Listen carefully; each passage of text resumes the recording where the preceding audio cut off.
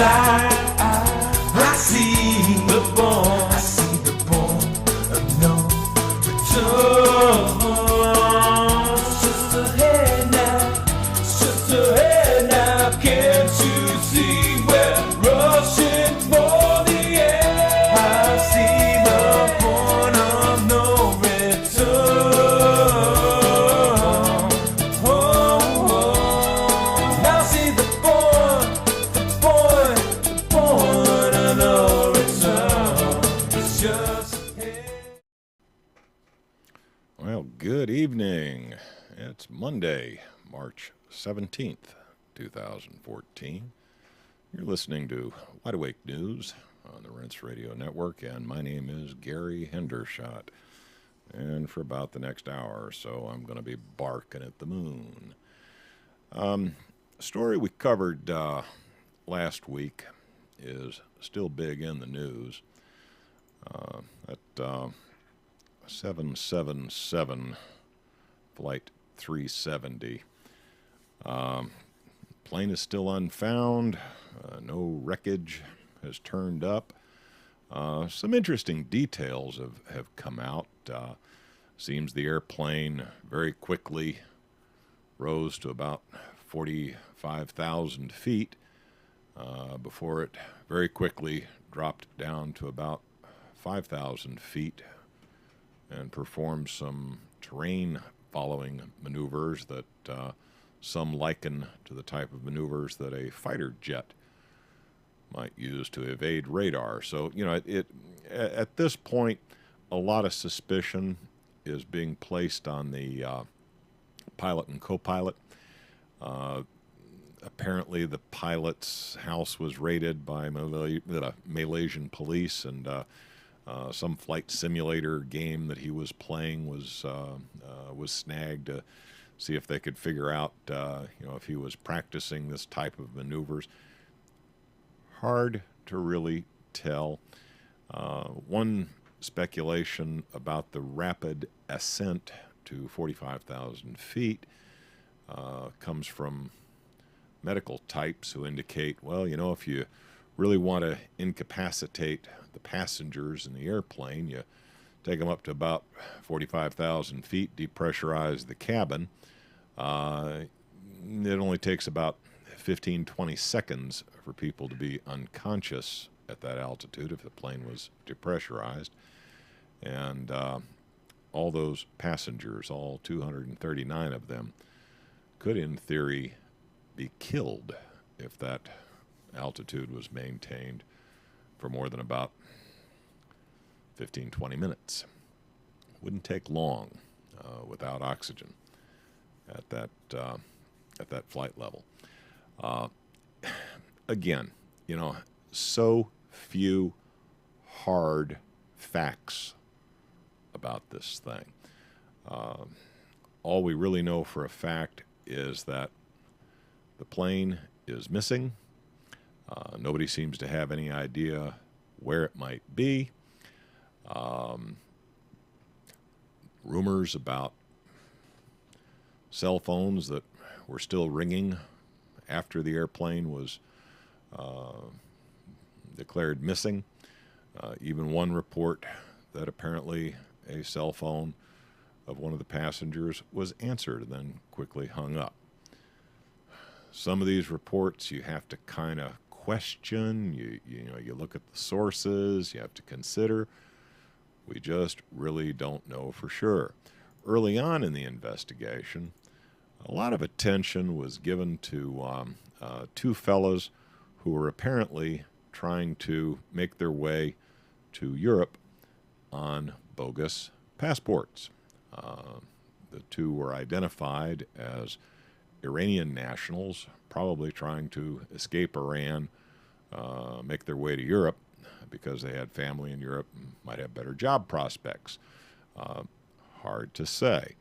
But, I, for one, was kind of speculating about how long it would take for mainstream media to, somehow wire together some kind of speculative report that would include Crimea, Syria, Iran, and or whoever else the targets of the day might be. Well, it turns out that, yes, a recent report, this one out of Times of Israel, timesofisrael.com. And again, as always, you must consider the sources. You know, what acts does timesofisrael.com have to grind? But yeah, a fellow by the name of Isaac Yefet, who served as head of global security for Israel's national carrier, El Al, in the 80s, and now works as an aviation security consultant in New Jersey and investigate. We're correct in honing in on the two fake passport carrying Iranian passengers. The story goes on and on and on. What happened to this aircraft? Nobody knows. My guess is based upon the stolen passports, and I believe Iran was involved. So yes, a noted journalistic source has come out specifically blaming Iran. This fellow goes on to say, "Oh, this type of thing would never happen on an El Al flight because, you know, of our, you know, stringent security methods and this, that, and the other thing." And, you know, he also blames, you know, Malaysian authorities for not making the flight more secure. Needless to say, this report's right now being floated out of Israel in timesofisrael.com. As with everything, consider the source, but it wouldn't surprise me a bit to see this report echoed by mainstream media in Europe and the United States, who have for some time sought some justification. Go whack Iran. As always, consider, make up your own damn mind. You know, another story we covered last week, seems like tonight's going to be follow-up reports, you know. We had a gas explosion in an older apartment house in New York. And at the time I reported on this, there were 3 declared dead and about 70 declared injured.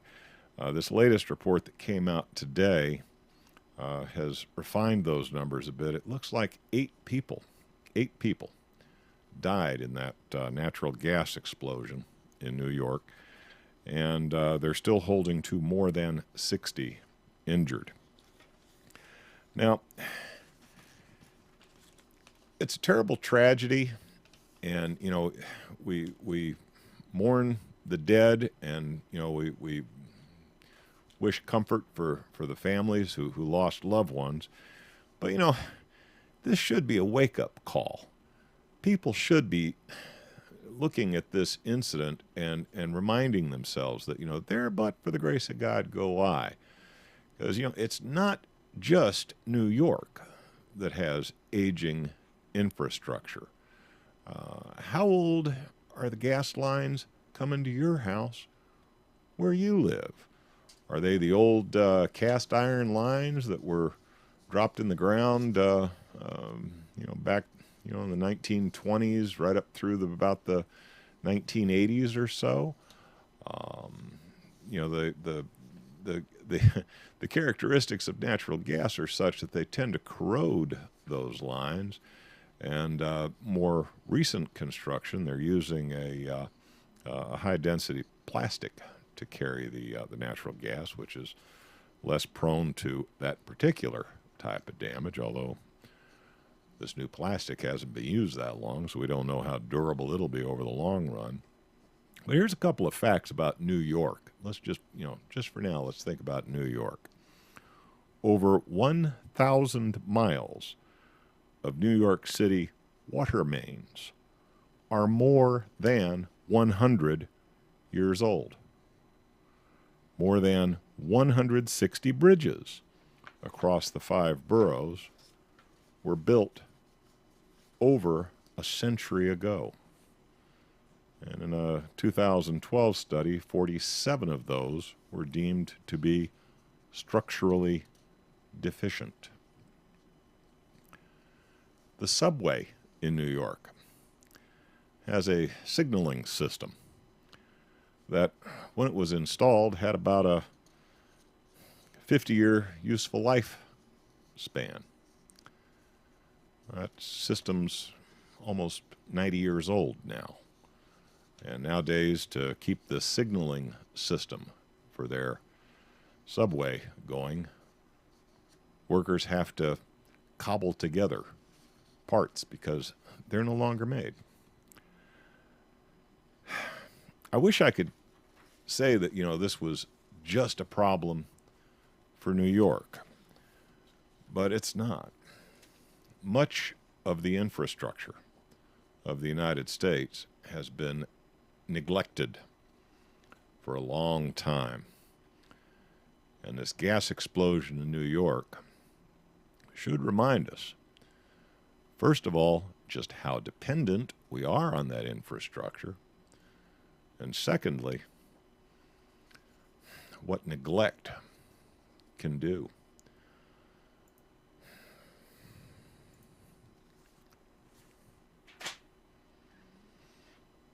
Wish I had an instant solution, but that one is a real serious problem that nobody seems to pay any attention to until a bridge falls down or a building blows up.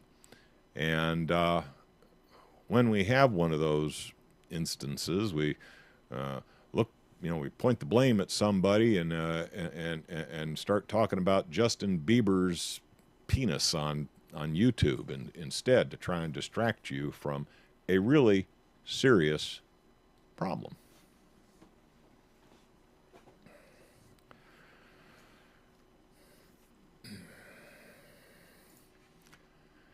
With all the other disasters in the news, take your pick. You got Afghanistan, you got ongoing issues in Iraq. Now you got the European issues with Crimea and Ukraine. You still got Fukushima belching out God only knows how much radiation in the Pacific Ocean. Who knows how? Nobody really knows how bad that one is, because those who should know ain't telling us. It's easy to forget yesterday's disaster. Any of you out there remember a thing called Deepwater Horizon? Does that ring any bells? Does anybody remember that? Anybody? Outfit called BP punched one of the deepest holes ever into some not so solid substrata in the Gulf of Mexico, hunting for oil. Well, they found some oil all right. Had a major blowout on an oil rig in the Gulf of Mexico. Some say a lot of people died from the exposure to the various gases emitted by the well, the contamination of the beaches. That, and of course the chemical compounds used to try and control the oil leak. Frankly, it was a major mess. At the very least, a lot of people lost their businesses. A lot of people lost their homes. A lot of people lost their way of life. There were some very independent cusses living down there along the Gulf of Mexico who made their living as very independent types, doing shrimping and crabbing and whatever else. These were hard-nosed, independent cusses who had to change their way of life because of BP's mess. Well, the Environmental Protection Agency announced last Thursday that it had reached a deal with oil giant BP to lift the agency's ban on the company competing for new federal contracts. Yeah. Just in time for a new lease offer by the federal government of 40 million acres in the Gulf of Mexico. BP agreed to pay $4 billion over 5 years as part of the settlement, including $1.2 billion in criminal fines, $2.4 billion for the National Fish and Wildlife Foundation, and $350 million to the National Academy of Sciences. Now, you notice there who is not named? Okay? Well, all that money. Oh, it sounds like, oh, boy, BP got a big slap on the wrist, man. Oh, man, got $4 billion, you know? $4 billion. That's a big old fine. It all went to government agencies and NGOs. None of that money is earmarked for the people that BP flat out destroyed. Because that's how business is done in the United States. You know, I think the United States has become of the corporations, by the corporations, and for the corporations. And BP paid their slap on the wrist fine to the right folks, the folks who mean something, and all those peasants who can't live in their homes in the bayou anymore because they're contaminated. Well, you know, they didn't matter anyway. And you guessed it. That's bullshit. But that is life in America in the 21st century. You know, in other news, you know,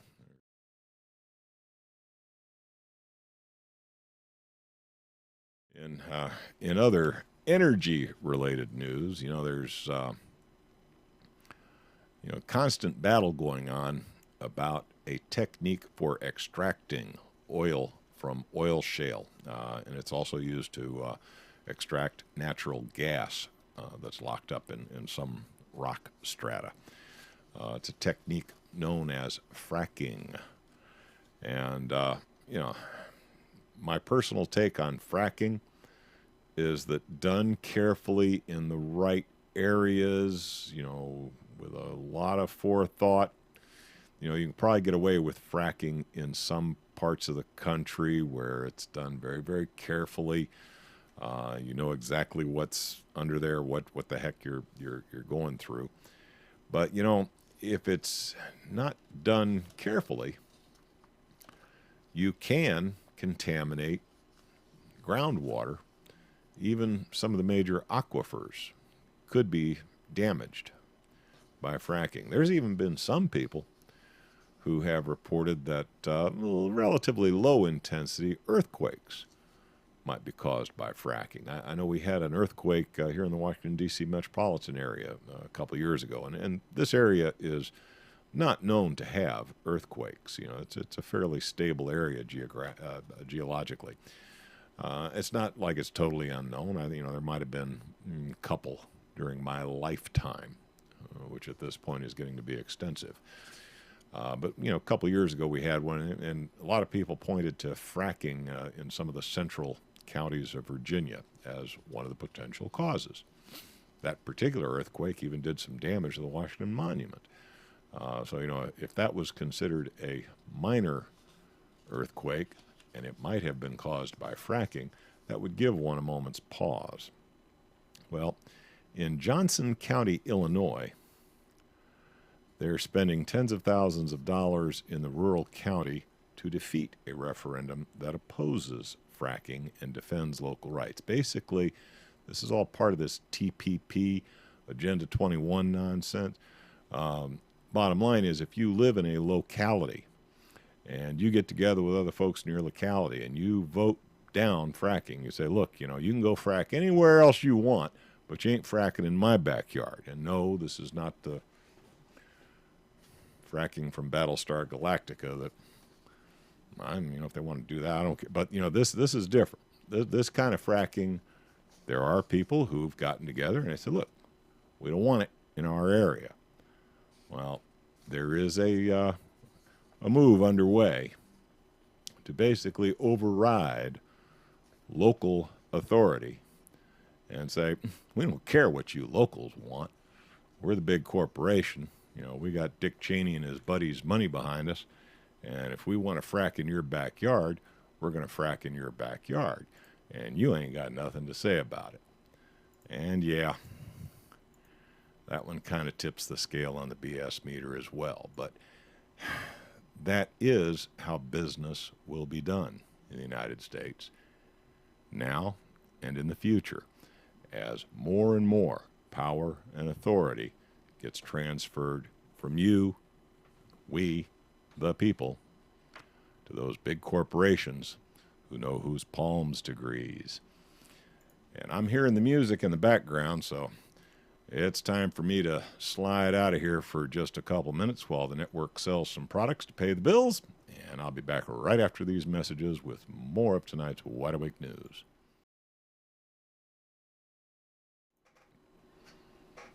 And we're back from that blatantly commercial business opportunity for all you listeners out there. Got to do my routine on I love Obamacare. You know, you think I'm kidding, but every week I sift through the news trying to find some little interesting tidbit about Obamacare because I just love Obamacare. I'm hoping it's, big success and that everybody gets on board. Yeah, buddy. Well, managed to find one this week. Now, again, as always, you got to kind of consider the source. You never really know who's got an axe to grind or what. But this comes out of thedailysheeple.com, thedailysheeple.com. And I thought it was kind of a cute one, and I'm kind of hoping this one's going to give you a giggle. Here's how the article reads. Things are getting bad out there, folks. The Obamacare camp is getting really desperate to get people enrolled before the March 31st deadline, and it shows. It's like they don't have one bit of dignity left. Over the last year or so, we've been subjected to a barrage of ridiculous, insulting, condescending, and ineffective ads to push the epic failure that is Obamacare on us. Last week, healthcare.gov rolled out a new ad, the goal of which appears to be to use mom guilt to pressure us into signing up for Obamacare. Now, how's that one? And the little ad here reads, "Don't worry about me. I'll just sit here and wait until you get covered, Mom." Now, doesn't that just make you want to run right out, open up your wallet, and buy you into some Obamacare? Isn't that, hey, I'm sorry. Of course, that one tips the scales on the BS meter, but, you gotta, you gotta admire their persistence. At what point are they just going to stop beating this dead horse? But, they got their reasons. They really, really, really need that revenue, and they need you to open your wallet and cough up some more dough. The other interesting thing, this came out, this is from cnsnews.com. Tax revenues, believe it or not, hit a record in the first 5 months of fiscal year 14. Are we really 5 months in? Well, fiscal year. That's different. I think their fiscal year starts in October. But it hit a record. Let's see here. Let me see if I can. When it gets this many zeros on it, it's basically $1.1 trillion. $1.1 trillion. Did I read that right? That seems like an awful lot. Wow. $1.1 trillion in the first 5 months of fiscal 2014. But they've still got a deficit of $377 billion. So, they're spending about a third more than they're bringing in regardless. Now, that includes all revenues from individual income taxes, corporate income taxes, social insurances, Social Security, Medicare. That's everything. That's every dime they had coming in. 1.1049. It's about 1.1 trillion. It's a lot of money. You know, you put that many zeros after a number, and it's right over my straw-filled head. Anyway, more money coming in now than ever before, but they still need that Obamacare money to help make up that $377 billion deficit. So you get right out there and sign up for Obamacare. You got to pay your share. You know, here in the U.S., we've got kind of a long-standing tradition related to freedom of speech.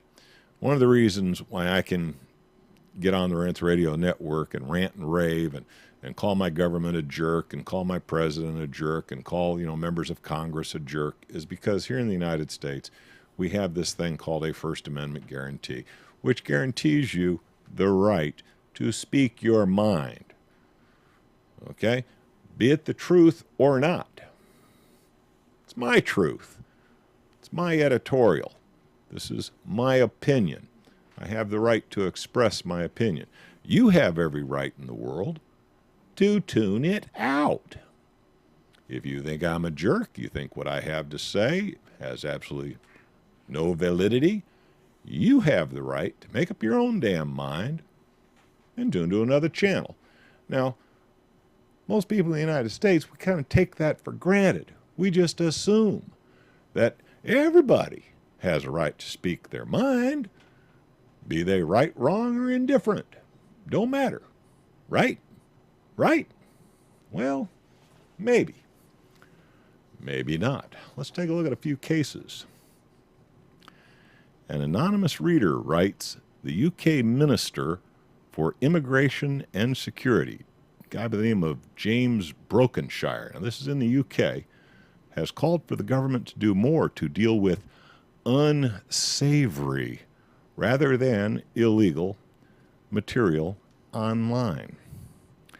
Terrorist propaganda online has a direct impact on the radicalization of individuals, and we work closely with the internet industry to remove terrorist material hosted in the UK or overseas. Interesting. That report out of Wired. Interesting.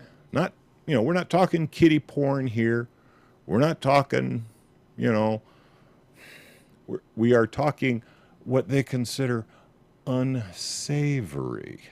Unsavory.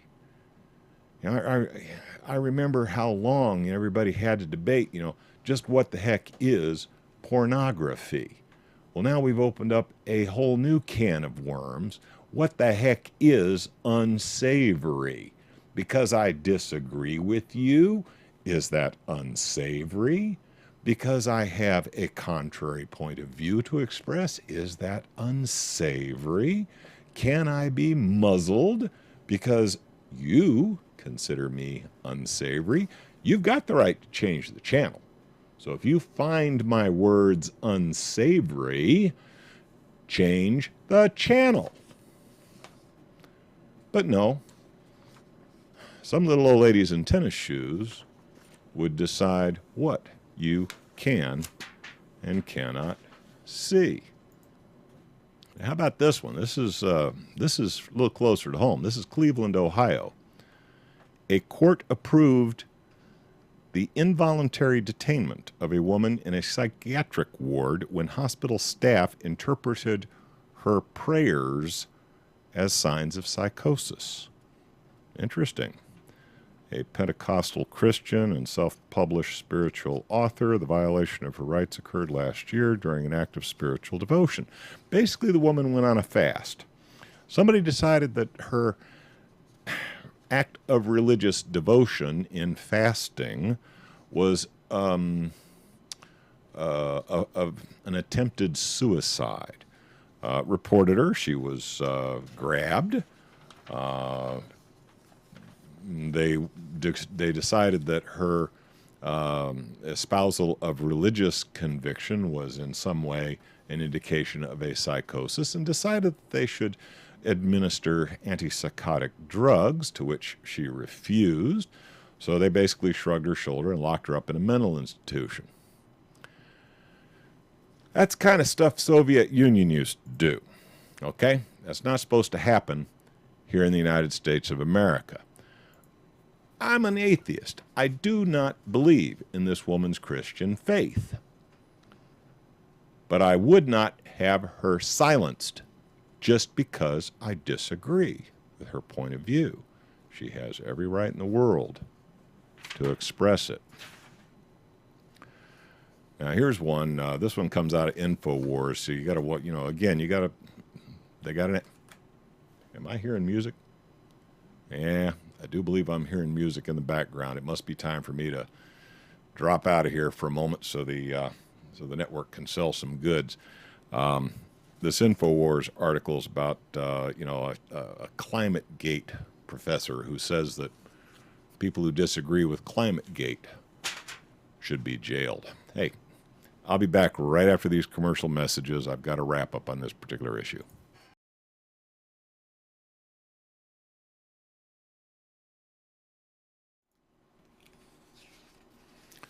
Alrighty, we're back from our last break of the evening, and I'll have to apologize to the advertisers. I think I yacked a little bit over the bumper music that time. I'll try and be more careful, but this is kind of an important issue. All right, I led into this particular segment talking about Americans and their beloved freedom of speech. Your right to speak your mind, right, wrong, indifferent. You got your right to opinion, and you got your right to express it. Now, obviously, that fellow in the UK thinks that if your speech is unsavory, people should be protected from your unsavory speech. And, in Cleveland, Ohio, not a good idea to espouse your religion and maybe refuse to take psychiatric medications and refuse to be cooperative with the psychotherapist, because you're liable to get yourself locked up in a freaking mental institution. Now, that's a little scary thought there. But how about this? According to a recent presidential executive order, and this is from informationclearinghouse.info, informationclearinghouse.info. According to a recent executive order blocking property of certain persons contributing to the situation in Ukraine, the provisions for seizure of property extend to any United States person, that means any United States citizen, permanent resident alien, entity organized under the laws of the United States or any jurisdiction within the United States, including foreign branches, or any person in the United States, declaring a national emergency over the planned referendum in Crimea to determine whether or not to join Russia. The U.S. president asserts that asset seizure is possible for any U.S. person determined by the Secretary of the Treasury in consultation with the Secretary of State, 1, to be responsible for or complicit in or to have engaged in, directly or indirectly, any of the following: actions or policies that undermine democratic processes or institutions in Ukraine, actions or policies that threaten the peace, security, stability, sovereignty, or territorial integrity of Ukraine, or misappropriation of state assets of Ukraine or of an economically significant entity in Ukraine. Now, initially, this executive order was supposed to only apply to Russian citizens and Ukrainian citizens who might be in opposition to our, that is, the United States government's rubber-stamped Nazi government taking over in Kiev. I mean, bottom line is, they wanted to make sure that the guys that got tossed out were not able to tap Ukrainian assets. They wanted to make sure that any Ukrainian assets were conserved for the new rubber stamp Nazi government favored by the United States government. But this executive order was written to be so obtuse and all-inclusive that, in theory, you or me could suffer asset forfeiture because we express our concern over activities in the Ukraine. Are you all right with that?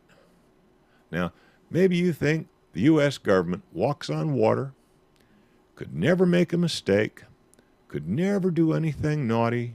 They are just as pure as new fallen snow.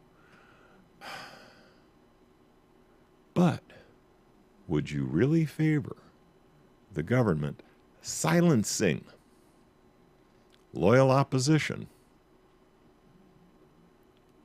on an issue that may indeed lead to war?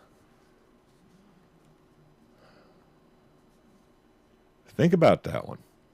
Even if you're 100% in agreement with the government of the United States and their stand on Ukraine, can you really tolerate the abuse of power associated with silencing honorable debate on a critical issue?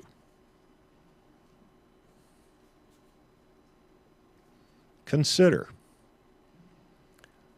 Make up your own damn mind, but don't wait too long. Your right to make up your own damn mind could be next.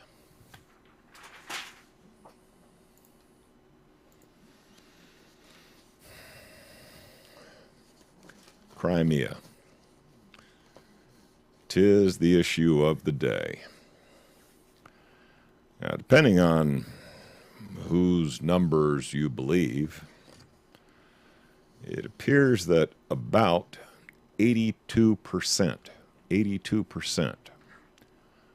of the voting age population of the area of Ukraine known as Crimea,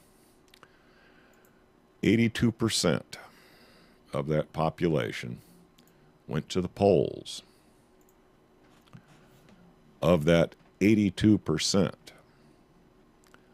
of the voting age population of Crimea that went to the polls, some say 97% voted in favor of seceding from Ukraine and joining up with Russia. Others say, it was only 93%. Now, to be honest with you, whether it was 93% or 97%, the vote was pretty decisive. Now, of course, American media is saying, "Oh, yeah, but how valid is a vote held when you've got a gun to your head?" Well, apparently there were 70 observers observing, and there was no indication of anything, funky about the vote. As a matter of fact, I'd sure like to have those 70 observers check out the next election in the United States, because I have grave reservations about the legitimacy of some of the polling that's been handled here. Apparently, this election was, by anybody's standards, pretty straight up and down righteous. Okay? The majority of the people in Crimea apparently wish to secede from Ukraine and hook up with Russia. Well, you know, that brings up a interesting idea. You know, just suppose that, you know, a bunch of Mexicans living in southern portion of California went in and kicked out the governor, chased him out of the state, and declared, you know, Southern California to be an independent nation, and that they wanted to go about hooking up with Mexico. I mean, how would you feel about that? I mean, they are the majority of the population of Southern California, and if they decided to peel off a big chunk of California and join back up with Mexico, wouldn't that be about the same thing as these folks in Crimea deciding, you know, hey, we don't like being part of Ukraine anymore. We want to hook up with our buddies over in Russia. Think about it. You know, there would be some parallels there. And suppose, you know, Russia and China, you know, immediately recognize these guys down in Southern California. Oh, no, this is all on the up and up. You know, these boys, you know, granted, they chased the governor out at gunpoint and, you know, appointed themselves in charge of everything and, you know, and held a, you know, what we consider to be a righteous election. And, you know, U.S. of A., you know, you just got nothing to say about it. You just got to suck it up and take it. That chunk of California goes back to Mexico. Think about that. Now, for me, you know, I don't know what to tell you about it. You know, I have my opinions, but, you know, my opinions kind of walk the fence line. Yes, I would like the people of Crimea to have a say in how they're governed. But I can see how, if the international community were to accept this partitioning of Ukraine, it could set a precedent that we might have to live with in the future. One that might be very uncomfortable for English speakers in Southern California at some point. Just don't know. Trying to make you think about these issues from a number of different angles. Now, of course, Putin has recognized the new independent state of Crimea and their application to join the Russian Commonwealth is right now under consideration. Another thing I'd like you to give some serious consideration to is that, to a large degree,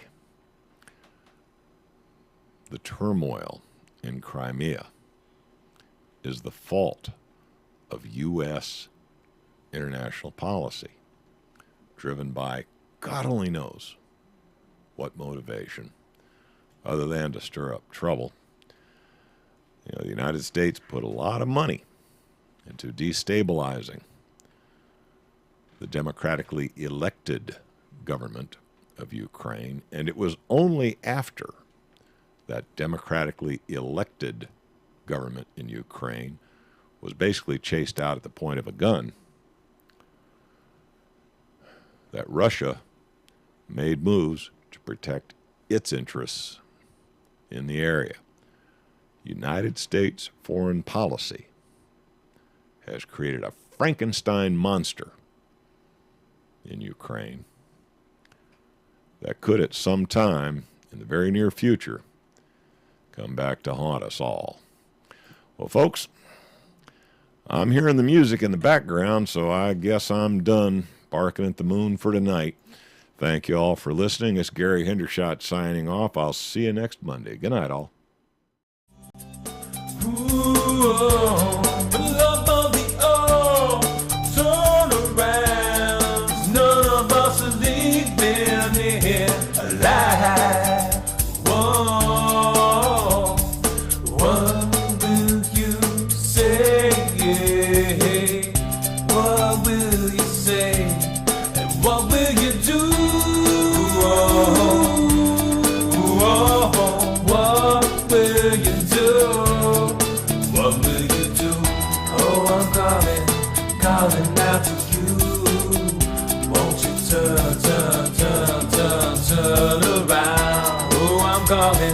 calling out to you.